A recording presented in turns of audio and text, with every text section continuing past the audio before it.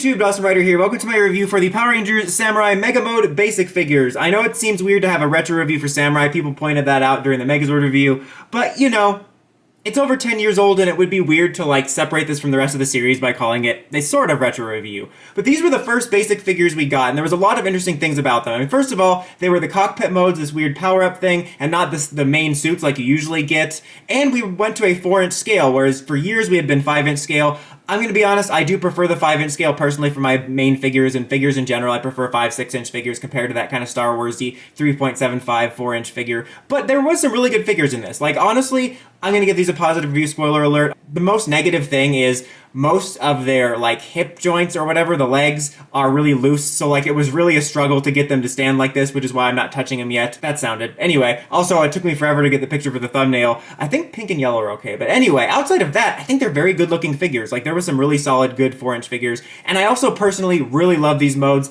They evoke the 1995 movie, which I really love those suits. I thought this was really cool. I've heard a couple of rumors that these were invented before they were going to do the adaptation, and that Bandai was just going to release a line with the samurai stuff just without a show, maybe even using the mmpr characters for like flip heads and stuff as just kind of a toy line that existed on its own, and that's why they used these. I don't know if that's true, but it's kind of cool if it is. But overall, I think they're pretty cool. As far as I remember, they only came with these Mega Blades that they have. That was also a really good toy. I can't find that with my Samurai stuff, but I want to revisit that too. But that's as far as I remember, this is all they came with, but this is all I could find for them. Anyway, if you're wondering where gold is, I'll probably just review that at a later date with a different set of figures. But anyway, let's dive in. Let's just go ahead and start with Red Ranger here. So you might even be able to see, like, you can see the hip. I keep calling it the hips, but it's really the leg joints. But it really makes it so that he leans forward and backwards. And so you do have, unfortunately, loose leg problems.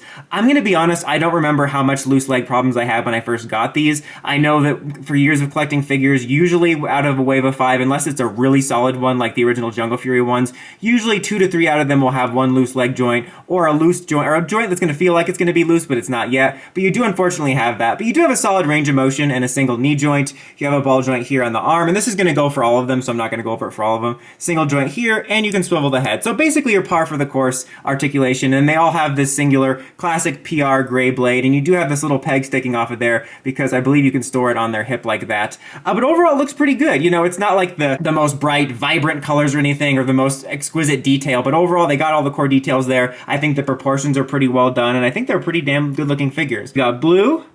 Also, I think pretty good looking. Unfortunately, you do have the loose leg joints there as well. I'm going to try to let him stand up. It was really Red that had the hardest time standing. I think it was because I had him... Wow.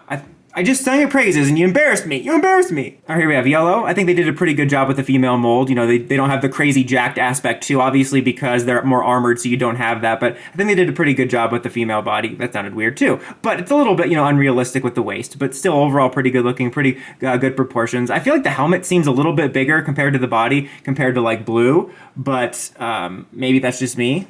All right, now here we got Pink.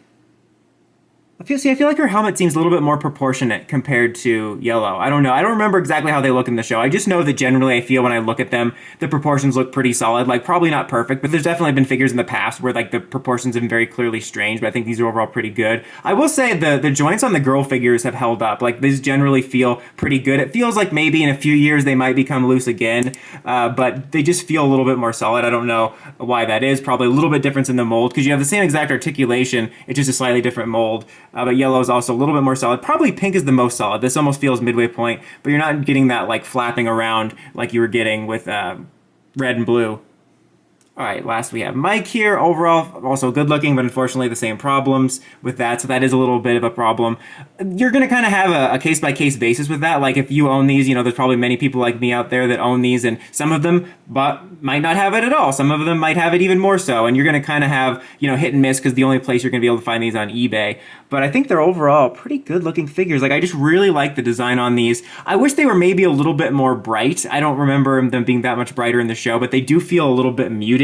But that's honestly just being kind of nitpicky, to be honest. But overall, honestly, I really quite like these figures. Like I said, more of a fan of the... I can't believe he stood like that. That's probably because I had him raising the sword up before. Anyway, I was just amazed that he just stood up.